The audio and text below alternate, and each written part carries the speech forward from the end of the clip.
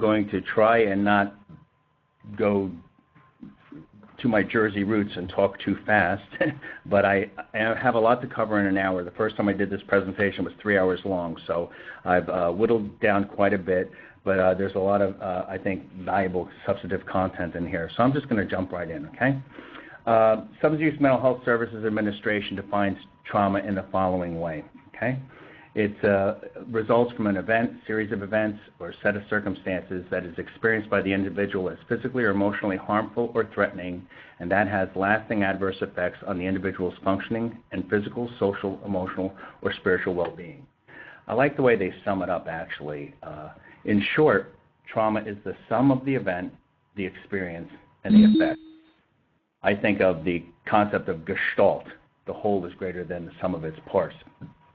And that's the way SAMHSA defines trauma. So I just want to lay a foundation of, how we define trauma, and before we get into the intergenerational trauma aspects of breaking the chain. Substance Abuse Mental Health Services Administration talks about PTSD's prevalence. The lifetime prevalence of PTSD among adults in the United States is about 8%. And again, these are government-based statistics. Then they go on to say that the rate of PTSD among people with substance use disorders is 12 to 34%. Now, Shay has informed me, I know who's the type of clinicians that are listening to this are folks like myself who work in this field, and I suspect you're going to have the same reaction as me, that unfortunately those of us who tend to deal with individuals who have trauma and substance use find higher rates, percentages than this. Actually, I've been collecting data and doing psychological assessments at the Refuge for about 4 years now, and I went back and did a forensic review of some of the clients that I did intake evaluations on in 2012. In 2012, I looked back and I took a sample of 69 clients that I did comprehensive assessments on. And of those 69 clients, in terms of the diagnostic impressions that I concluded based on the comprehensive assessment, 69 of the 69 clients, only 16 of those clients did not have PTSD, which left 53 of those clients that did have PTSD. And of those 53 clients, 52 of the 53 clients had PTSD and some substance use disorder. That, to me, is astronomical. I mean, if you look at what SAMHSA is saying is that, in general, the field is treating anywhere from 50 to 400% more individuals with PTSD than you'll find in the general population. At least at the Refuge in 2012, based on my diagnostic criteria, 52 out of 53 people had the comorbid trauma and substance use disorder. Again, I suspect that a number of you are finding higher percentages like that also. So how do we define trauma from the kind of, within the context of the Refuge culture? Judy Crane defined the concept of trauma as being very visceral, it's sensory, and it's cellular. Okay?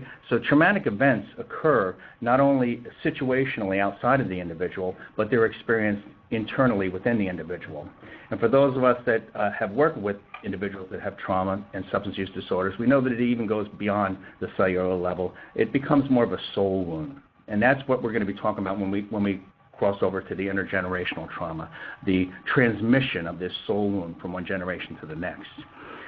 I think when I think of trauma, and when I take a look at 52 out of 53 patients that I evaluated in 2012 had PTSD and substance use disorders, the comorbidity, I think that traumatic events are extraordinary, unfortunately not because they occur rarely, but because they overwhelm the ordinary adaptations that individuals have to live life on life's terms. If you take a look at it from a Darwinian perspective, the combination of trauma and substance use disorder incapacitates the individual. So as, I don't want to make light of this, but it's kind of like if you're watching a National Geographic film and there's that one gazelle that's limping in the back of the herd and they go by a bunch of lions. You know which animal is going to fall prey to the perpetrators. And that's what kind of happens with people that suffer from trauma. So let's take a look at trauma. Has two components. It has the psychological trauma, which is experienced as an emotional state of discomfort and stress, resulting from memories of the extraordinary catastrophic experience which shattered the survivor's sense of invulnerability to harm. Beyond the fact that you're all licensed clinicians in working in the field and working with individuals that have trauma and addiction, I suspect that many of you are parents. And one of the beautiful things, as am I, and one of the beautiful things of being a parent early on is your child is so oblivious to any potential harm, because the child comes into the world so totally dependent on the mother, first and foremost, and the parental structure and the adult structure to protect them and to keep them safe from harm. And for those individuals that are brought into the world and establish a safety foundation, it becomes unbearable for them to be traumatized by an event that is inconsistent with what they were familiar with as a child. What they were talking, now we're going to make the transition to the behavioral side of it. Behaviorally, you know that you can look at PTSD based on how they deal with the stressors.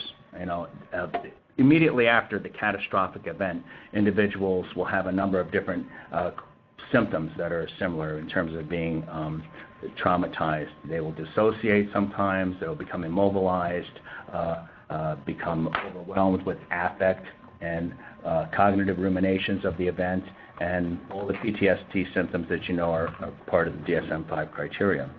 Okay? We're going to jump into the historical component that's transgenerational trauma now at this point.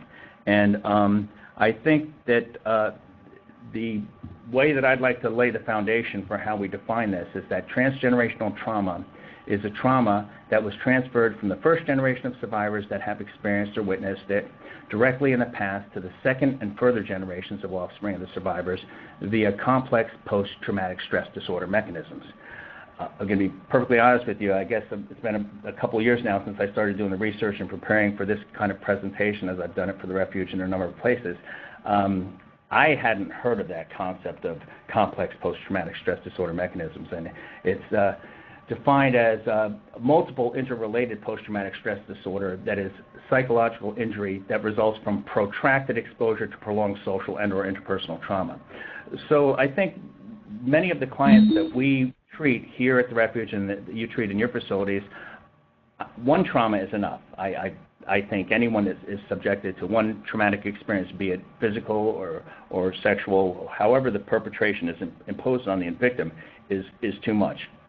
Unfortunately, we see too many of our clients and patients here, especially at the Refuge, that have been exposed to chronic, perpetuated trauma on them. And so it becomes 1 and 1 does not equal 2. 1 and 1 equals 5 in this case.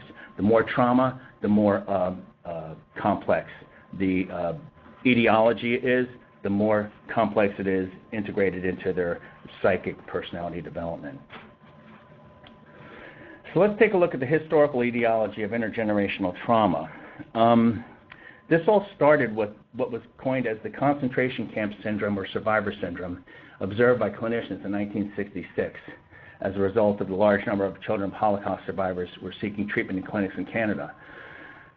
Let's take a look at history. I mean, this is the generation post-World War II, children of those who survived the Holocaust and were overrepresented in need of treatment, psychological treatment. The grandchildren of Holocaust survivors were overrepresented by 300% among the referrals of child psychiatry in a clinic in comparison to their representative sample. Okay? The problem here is that it's so obvious when you take a look at it statistically and just from a research perspective that there's not just a correlation here. I believe there's a causal effect, that there's an impartation of immeasurable trauma imposed upon the survivors of the Holocaust, and then that story, that theme, that reaction to that trauma is passed on to other generations. So what we have here is that the parents are being affected directly or indirectly by their parents' post-traumatic symptoms, and that's called secondary traumatization, or second-generation trauma. Okay, it goes to the third generation, and actually it's tracked out. They've done some research and tracked it all the way out to the 5 generations post-trauma that they've seen effects in the trauma transmission. Okay? Trauma and rebirth. Long-term consequences of the Holocaust on survivors and subsequent generations for many causes of impairment and dysfunction. However, the important thing to realize here is there really are Holocaust survivors who have gone through this unimaginable trauma and have actually been able to, respond, overcoming the incapacitating impact of the victimization. So there is some variance, and the good news is, especially with this research with respect to trauma survivors from the Holocaust, is that there are some people that have turned that into something positive. The person that comes to mind for me is Viktor Frankl, Beyond Freedom and Dignity, the Austrian Jewish analyst who was captured and sent to a concentration camp. And if my memory serves me correctly, the story went something like the Nazi officers came in and he stripped him of his, all of his 3-piece suit, his nice attire, took all of his diplomas off the wall. He even had a family heirloom, I believe, from his grandfather, a pocket watch they took from him, stripped him naked and put him in a concentration camp. And he said that, in his book, that they could take everything from him, his status, his wealth, his financial independence and security, and his value to the community at large as an analyst, but they couldn't take his freedom and dignity. And those people that held on to that are the ones that actually survived the Holocaust trauma. So I think that what happened to some of the survivors of the Holocaust is after the, quote, crisis was over and the war was over, some individuals then allowed themselves the freedom to have, for lack of a better term, a meltdown or a delayed post-traumatic reaction. And this is what the second-generation children were exposed to. Okay, let's take a look at it from the mental health perspective, okay? Between 2004 and 2005, there was this individual, Dr. Menzies, that conducted research on a group of Aboriginal men, excuse me, from Canada in an effort to identify links between homelessness and intergenerational trauma. This was a small sample. I believe it was like 60 men. There it is. 60 men at a homeless shelter in downtown Toronto. So one could argue that the conclusions derived from this research are maybe somewhat specific to this population, but I think that they are legitimate enough to generalize to the population at large when he took a look at these Aboriginal men from Canada. Let's take a look at it from a mental health perspective. Many of these men were unable to provide details of their own genealogy, in part due to most of them having been removed from their homes at an early age. They were disassociated from their genetic and cultural heritage by placements in schools, residential schools and the like, and we'll talk a little bit more about that later. But however, they were very much able to recall details of their experience within the context of the residential school experience, Child Welfare Authority, and the impact these systems had on their personal identity. A couple of individuals from this sample of 60 men at the homeless shelter in Toronto, one gentleman stated, quote, "My mother went to residential school," so this is a second-generation Aboriginal gentleman speaking in Canada. His mother was the one who was in the residential school. He says, "My mother went to residential school. She did exactly what those people did to her in residential school. She was abusive. Violence begets violence." For this gentleman, he was on the receiving end of that. Another gentleman actually talked about, probably an older gentleman, he talked about his experience after he had attended residential school. He said he had been in residential school between the ages of 5 through 11, and this is what he had to say. Quote, "I used to watch those movies, back then about the kids with their parents, like Leave It to Beaver or something like that. Yeah, I saw him hugging his mom, and I tried that once. I tried to hug my mom, and when I hugged her and all that, actually I told her I loved her. And she didn't know how to react. She didn't know how to take it, So after that, I just shut myself off from her." That's tragic. And I think there would be no argument amongst any of us that even though violence begets violence, there's no excuse for inflicting pain and harm on any child or woman or adult for any reason. Having said that, this gentleman is sharing how the trauma affected him, not from being physically abused or sexually abused, but from being abandoned of the connection with his mother. And we do a lot of work here at the Refuge with respect to attachment or attachment-related difficulties, avoidance, anxious attachment, individuals that develop these attachment-related difficulties resulting from their trauma. I would argue that this gentleman probably went beyond shutting himself off from his mother. I suspect he shut himself off from the world at large. The other problem here that happened in Canada during this period of time is that the Canadians' social policy, they created institutions, and again, they were mostly of Christian religious persuasion, and I mean no disservice to the belief system of Christianity or the missionaries that have given their lives and hearts to further their belief system in the world. So these are people that are well-intentioned, and for the right reasons, they take these kids into their homes. But unfortunately, post-residential home experience and welfare placement, a lot of these children had been cut off from their own heritage and culture that had been a part of their culture for thousands of years, and were forced to be integrated into a culture that was alien to them, and that was part of the trauma that was propitiated on them. What happened is, before we get into the mental health problems slide, there's one other thing I want to address, and that is historically in Canada there was an Indian Act that was activated in 1876. And this is where the government then was empowered to take these children from their homes. So numerous residential staff across Canada after this whole experience, as I said, were prosecuted for violations to these children. So not only were they taken from their heritage and their culture, but they were put in other situations where they were further victimized. Having said all that, they've derived some conclusions about mental health problems related from these Canadian Aboriginals. These Aboriginals have higher rates of suicide when compared to the national average. Comorbid disorders of Aboriginals is estimated to be up around 70% of the population. That's high. But as I said earlier, the population at the Refuge, 52 out of 53 people had PTSD and a substance use disorder, comorbid.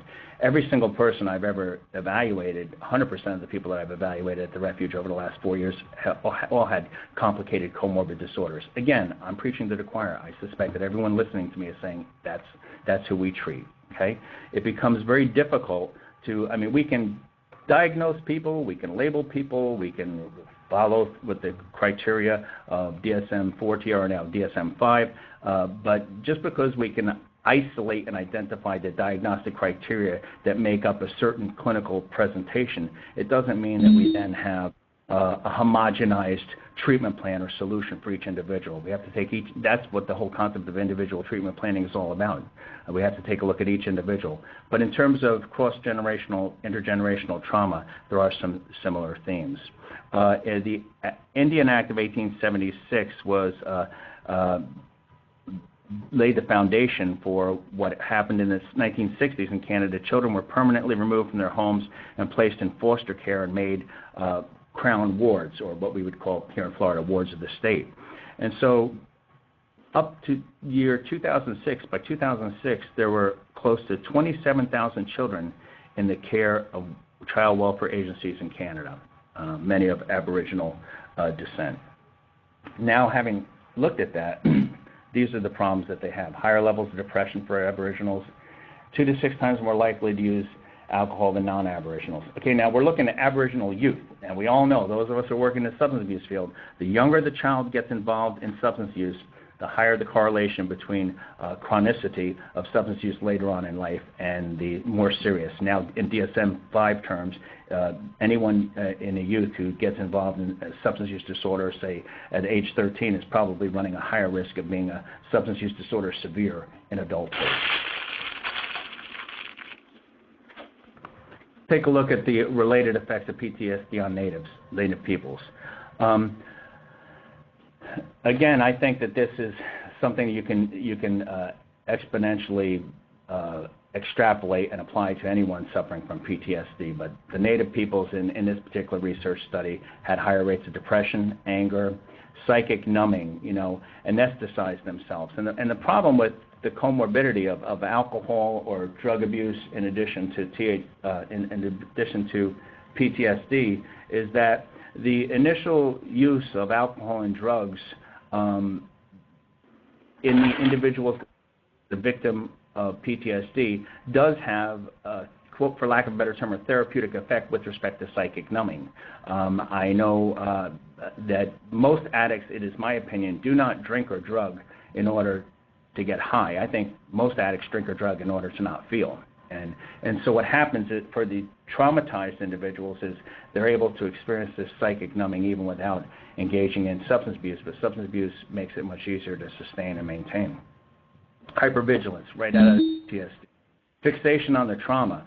A lot of people repress the trauma, and it takes a lot of, guided imagery, deep breathing exercises, relaxation therapy, a number of different modalities that are used here, somatic experience that are used here at the Refuge for people that have repressed memories to come to the surface.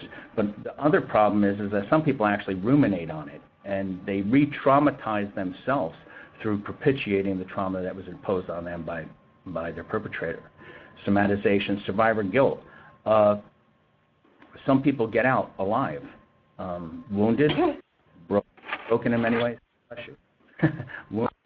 You are now unmuted. You are now muted. We had a little technological difficulty, but can everyone still hear me? I trust you can. I'm going to keep going, all right? Survivor guilt, victim identity. It's a fine line, and this is me, Tom Anthony, speaking. I don't know if I'm speaking for the Refuge or for any other institution. I'll just own this myself. I think it's a fine line between coming to terms with the reality that, yes, I am a victim or a survivor of trauma and abuse, and then making that your life persona.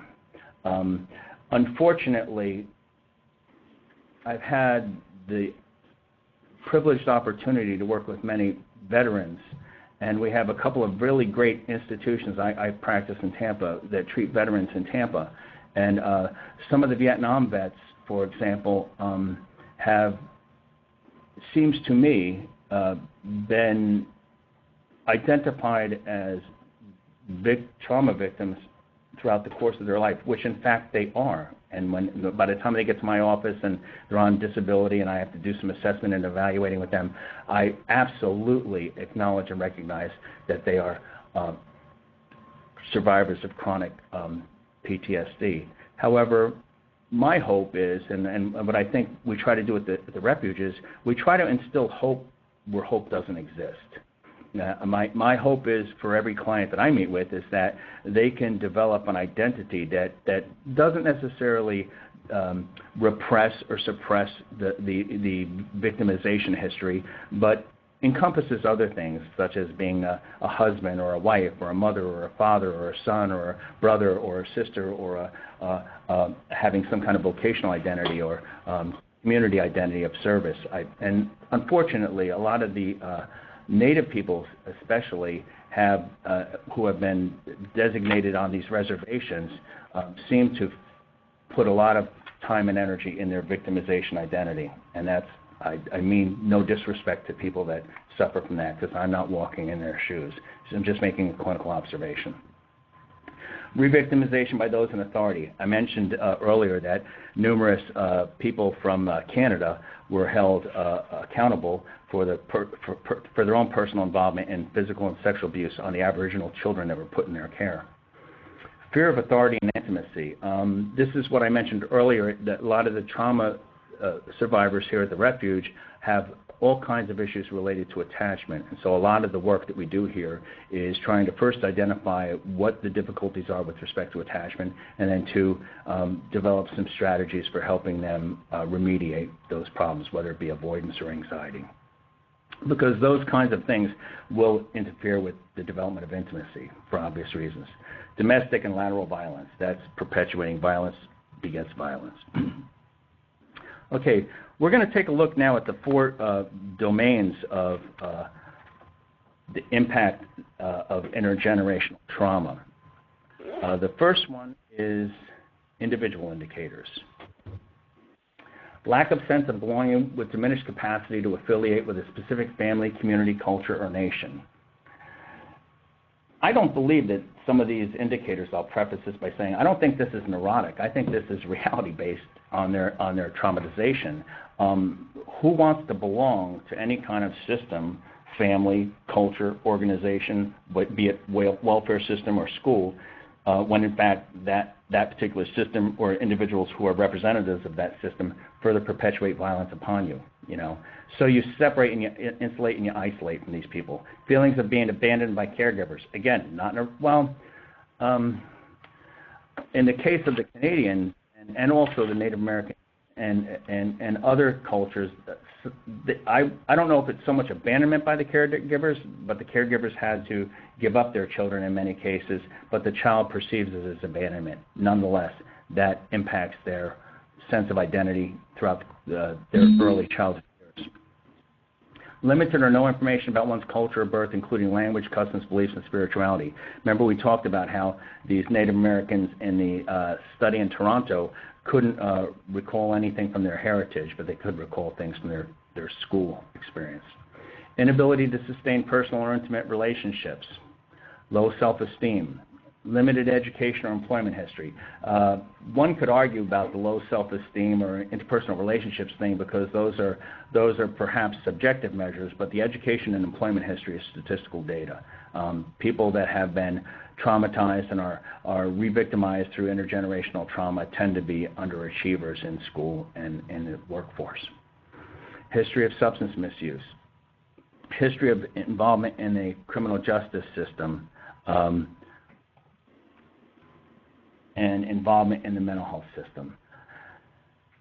Their needs for individuals who fit these criteria of intergenerational trauma are so comprehensive in scope, and we're going to take a look at that at the end of this presentation when we look at the Native American Red Rose to Well varieties solution for dealing with trauma. But they need physical intervention, they need psychological intervention, they need medical intervention many times, and they need the resources, full resources of the mental health system. How does this intergenerational trauma impact the domain of family? There's chronic and episodic family violence, including physical, sexual, emotional, or verbal abuse of children by adults in the household. Violence begets violence. Lack of emotional bonding between parents, siblings, and extended family members. Remember the one gentleman who said his mother, basically couldn't handle his expression of love. This poor child. The child took the courage to, take the risk to reach out to his mother, and with all due respect to the mother, I have no idea how significant her trauma was by being in the residential schools, but it was significant enough for her to miss that opportunity to connect with her child, and it impacted him for the rest of his life to the point where he was in a homeless shelter as an adult. I'm not suggesting it in an analytic sense. It was all his mother's fault by no stretch of the imagination, but that certainly was one piece of the clinical picture. Denial of cultural heritage by older family members, okay? Irregular contact or the absence of contact with caregiver family members.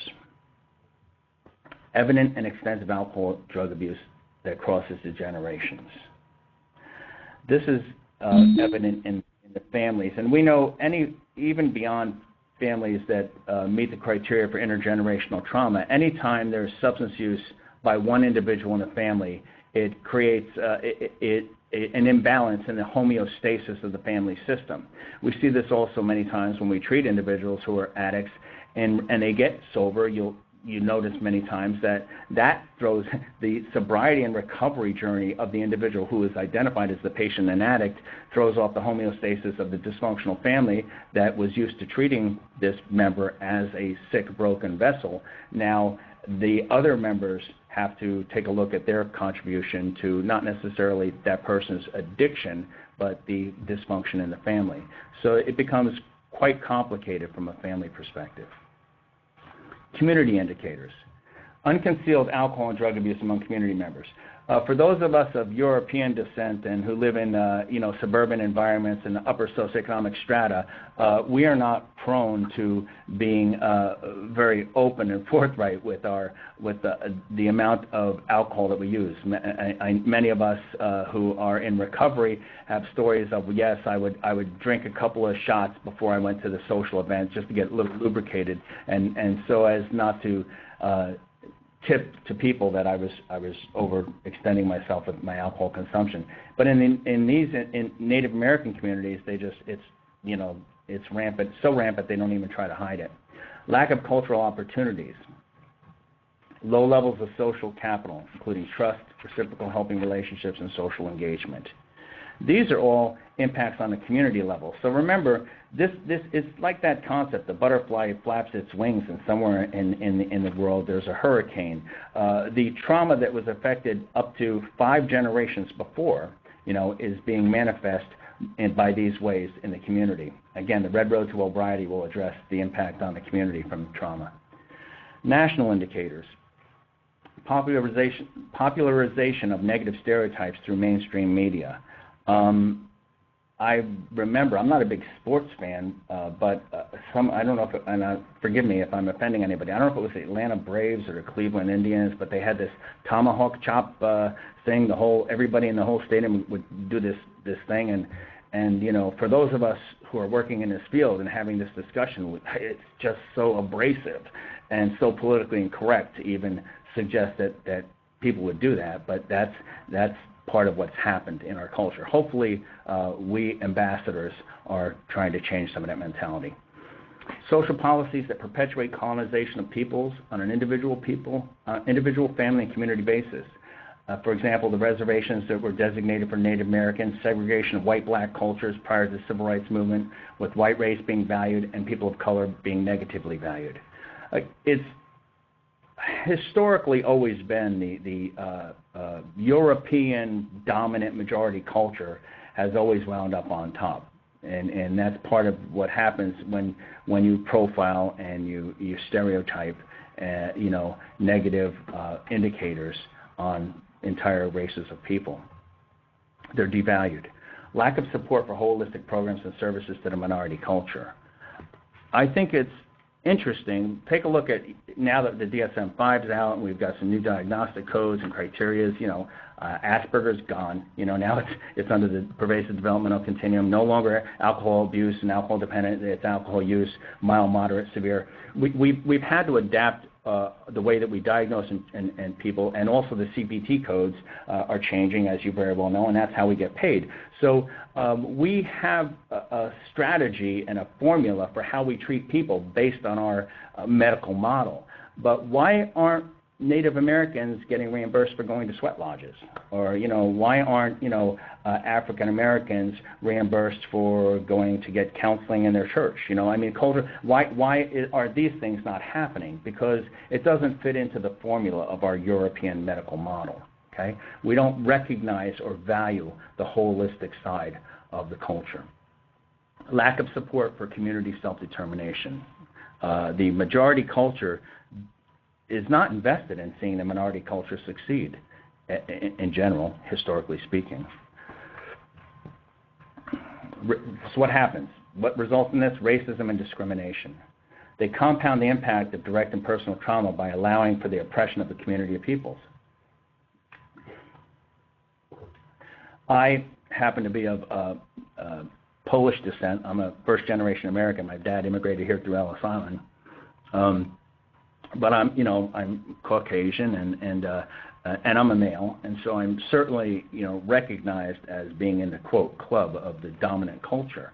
I didn't ask for the color of my skin or the gender that I am, so I'm not going to suggest that I beat myself mea culpa and apologize for that. However, I do believe that I have a ethical, moral, and obligation, again, as an ambassador of mental health and well-being, to recognize what is not being recognized by many of our peers within the dominant culture.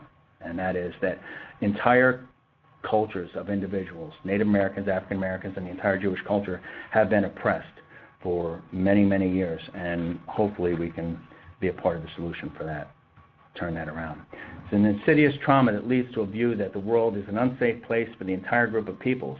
It shapes the lived experience of the individual within a given group culture.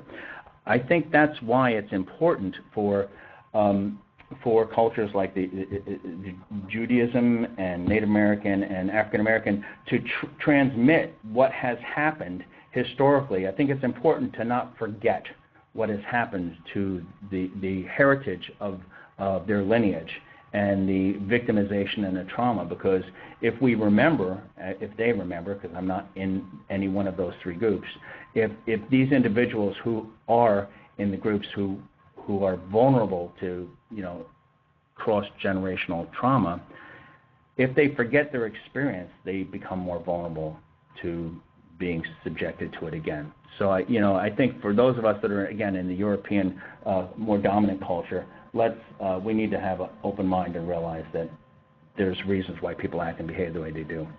Post-traumatic slave syndrome. This is the beginning of the concept of working with African Americans here. It's a condition that exists between the consequence of centuries of chattel slavery. By definition, chattel slavery is when human beings are considered as, in the same way as personal property, they're bought and sold as commodities. And what happened is between 1865 and 1965, there was what was called the Jim Crow culture that dominated the mentality that separated and differentiated between people of color and Caucasians.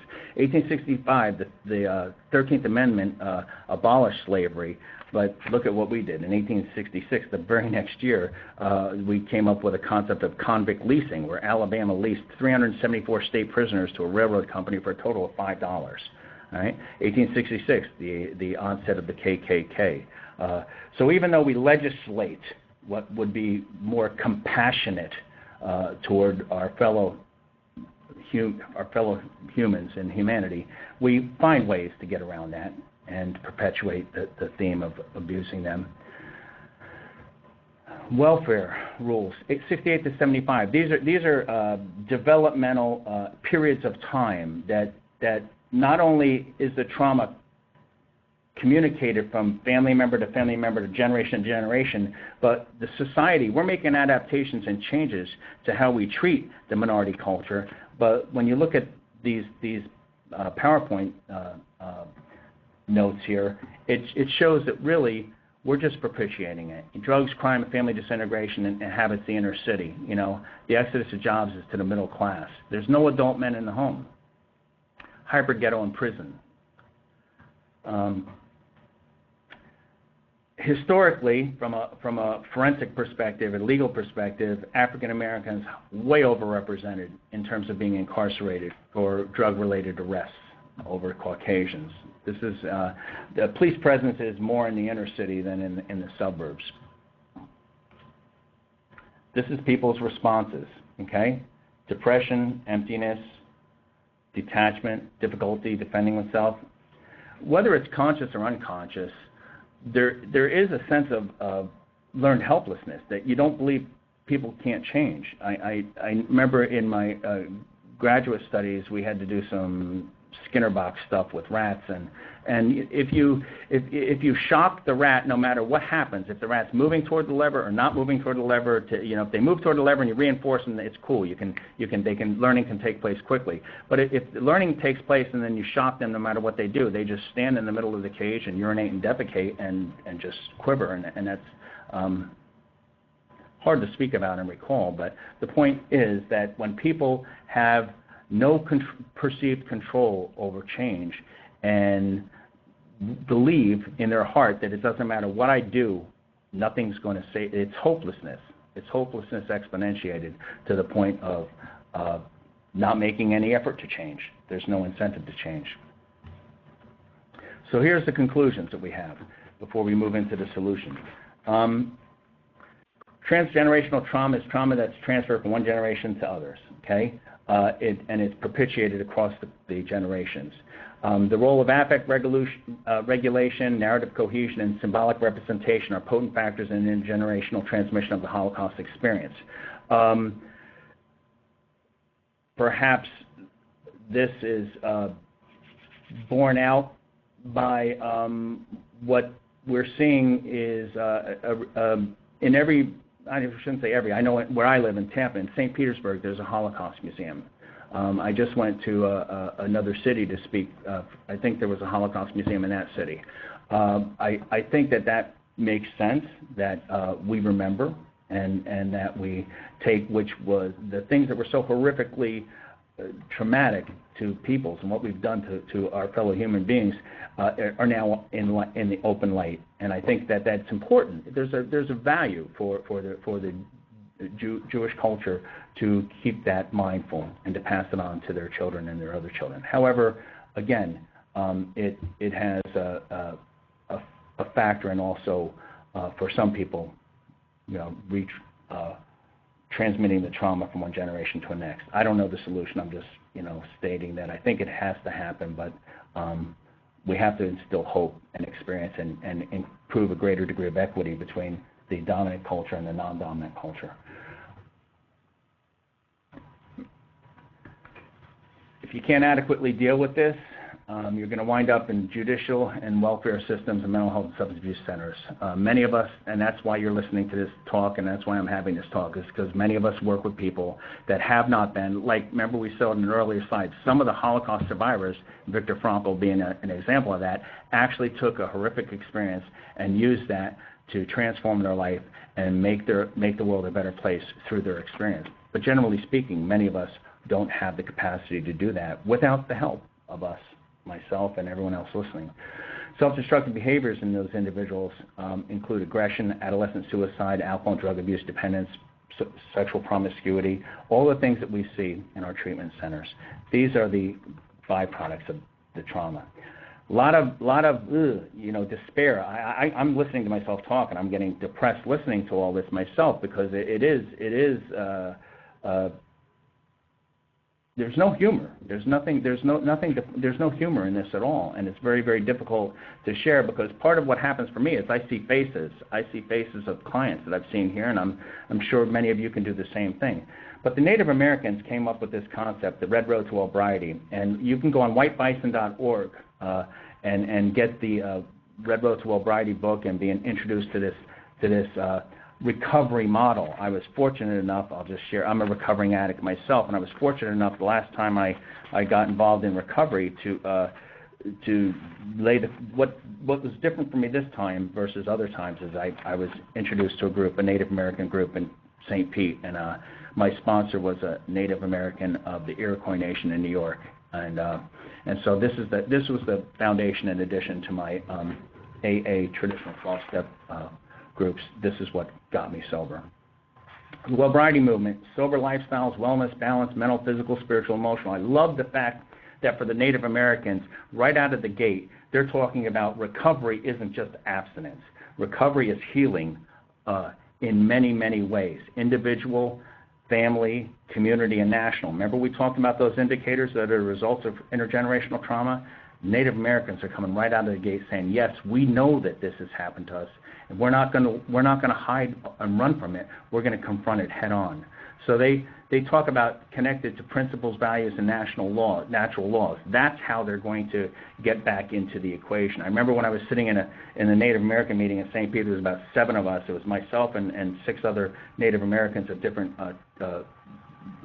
nations, and I was in there for about a year, and then one other Caucasian gentleman came into the room. They invited him into the group, and I remember he was sitting on my left, and there was a gentleman of Cherokee Nation on my right, and it just so happens he was in his Native American attire that night because there was a powwow that weekend, and he generally dressed like regular street clothes, but he had all of his attire on, and the guy on my left, I remember before the meeting even started, he looked at the Cherokee gentleman, and he says, the difference between you and me is I'm a Christian. I believe in one God.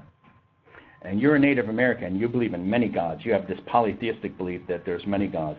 And without missing a beat, I remember the gentleman the gentleman of Cherokee, from the Cherokee Nation, the Native American, looking at the Caucasian guy, and he goes, oh no. He says, I believe in one God who has many expressions.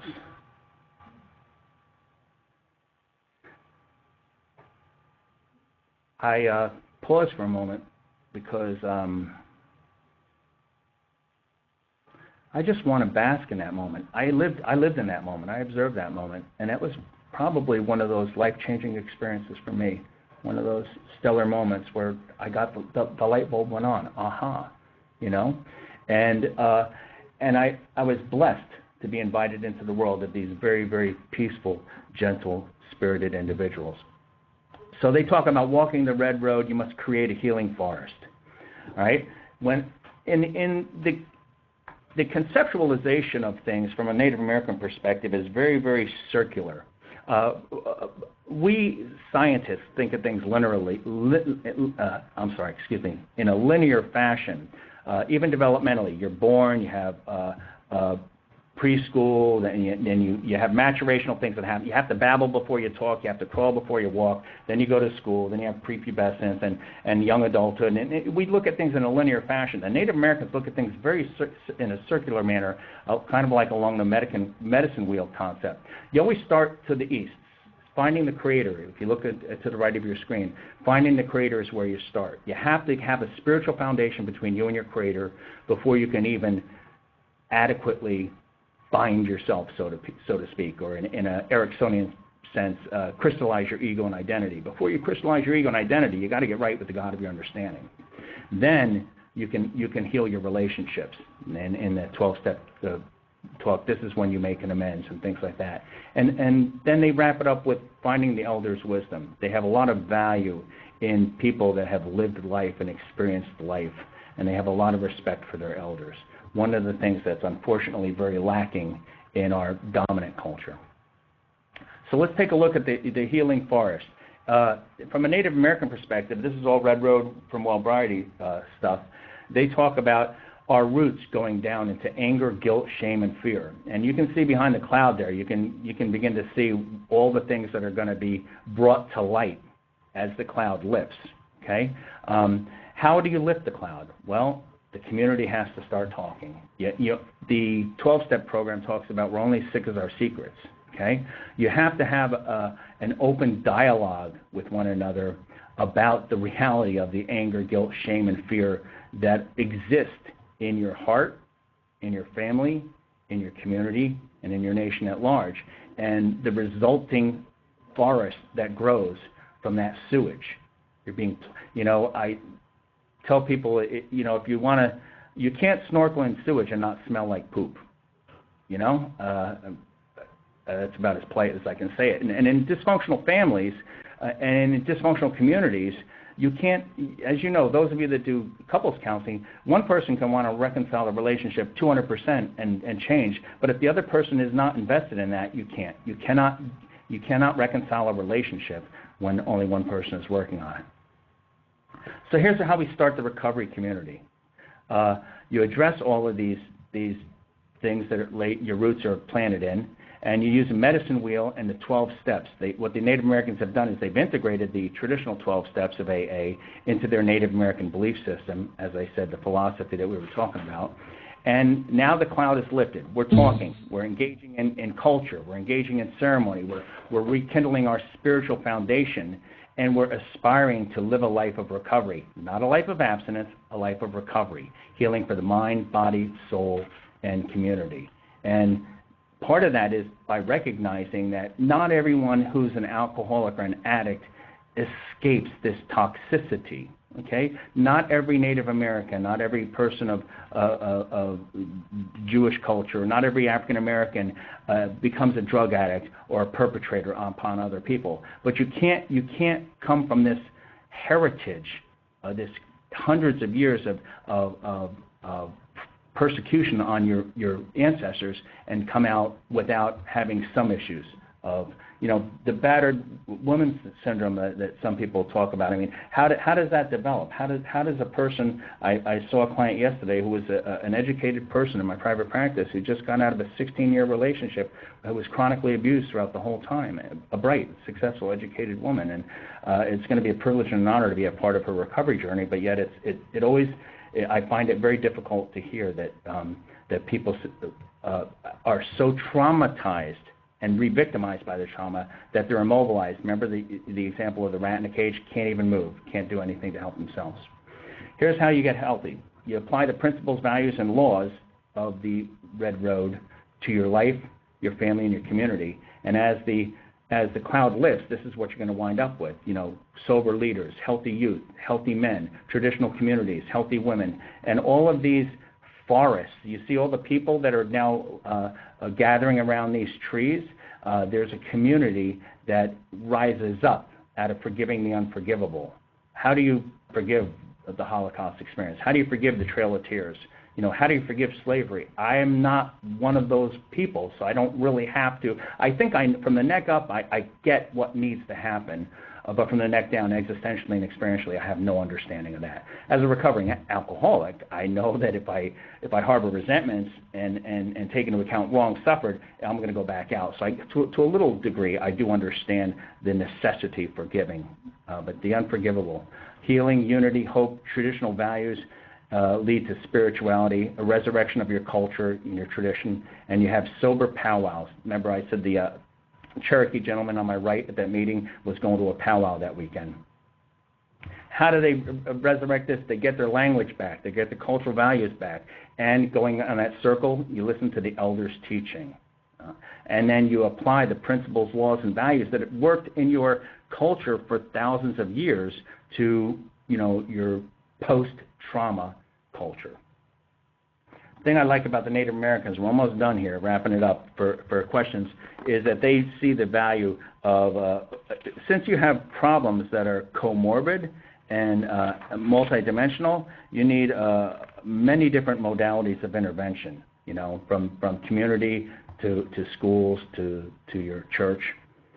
Medicine Wheel, again, I said it has four different sides to it, and they use that as a kind of a symbolic representation of spiritual, emotional, physical, and mental. And here's the steps they apply. Remember, we're starting with the East, and this is how we're going to wrap this up. These are the Red Road steps. East is recognizing, finding your creator. Remember the spiritual, the intra-psychic healing that must take place. The South is acknowledging finding ourselves. Okay, that's where you start the first three steps in getting a spiritual foundation. Then 4 through 6 is, purging, cleansing, doing some introspective analysis. 7 through 9 is where you're making right in your community. And 10 through 12, finding the elders' wisdom, which includes you got to give it away to keep it. There we go. Okay. Got that done in an hour. Okay, we have some questions here. Start with April. Can you elaborate on denial of cultural heritage by older family members? Again, I'm an outsider looking in, so I can elaborate on it.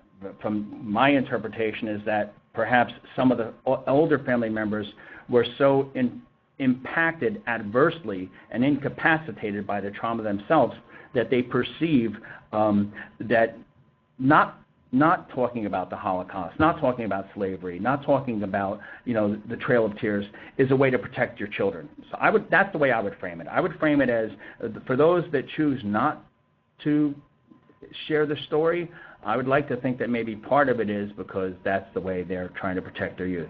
The other part of it could be just, denial as a part of, if there's a comorbidity going on and people also have a substance use disorder, denial is the hallmark of anyone who has a substance use disorder. So that's how I would address that. James, I am curious how this has impacted the, lesbian, gay, bisexual, transgender community. Are they included in these studies? Good question. No, I don't believe so. And if you're asking this question, I'm sure you realize that shame on us, myself included, as a healthcare community of mental health providers, that we have so ignored this population that has been, certainly discriminated against and suffered violently. So no, I do not believe that they were included in the study, but would be awesome. That would make an awesome study to try and apply the Red Road program to a community like that and see if that could instill some hope in their hopelessness. I'm sorry, I wish I could say it has been done, but not to my knowledge. Scarlett, with the recent influx of children fleeing their country and arriving in the U.S., do you suppose that some of the children may also suffer intergenerational trauma? Absolutely. I've been blown away, for lack of a better term, at the Refuge here over the last 4 years. They've gotten a number of children who are adopted out of orphanages in Russia, in China, and by wonderfully loving, caring, compassionate families that are educated and on the upper end of the socioeconomic strata and have provided every single opportunity for their children to thrive and grow. And yet they have not done so. They have developed substance use disorders early on, behavioral disorders, conduct disorders, and now wind up here at the Refuge in their 20s with a history of at least 5 or 6 years of active addiction and acting out behavior that hasn't been responsive to the legal consequences of prior therapeutic interventions. So I would agree. I would think children from other countries are going to, even though they're adopted in loving, caring families, they're still going to have some difficulties and challenges. Shay, how are we doing? Is that good? Okay. Yeah, guys, I'm going to go ahead and unmute you so that if you have some questions you'd like to ask Dr. Tom, I just ask that if you don't have a question, to please mute your phone so that those who do have questions can be heard. So give me just 1 second. We'll get you guys open. You are now unmuted. Hi, Tom here. Does anyone have any questions for Dr. Tom? Yes, Dr. Antioch, thank you. Eric Elsterling here. I'm just confused on how does one separate behavioral trauma or psychological trauma and behavioral when epigeneticism is proving that there's really not a disconnect anymore between psychological and physiological? Fair criticism, Eric. I mean, I would have to defer and say, yes, I agree with you. The way I define it, we categorize. You're right, though. I'm not going to try and defend myself. I might even take a look at that and redefine that. Thanks for that challenge. We in this field know that psychological manifestations of trauma have, and especially here at the Refuge, they do a lot of somatic experience, do a lot of somatic interventions, and they really are so interconnected that you really can't differentiate. I was just for the lack of as an academic exercise, I was categorizing them. Fair criticism. I think I'll change that. Thanks a lot. Thank you.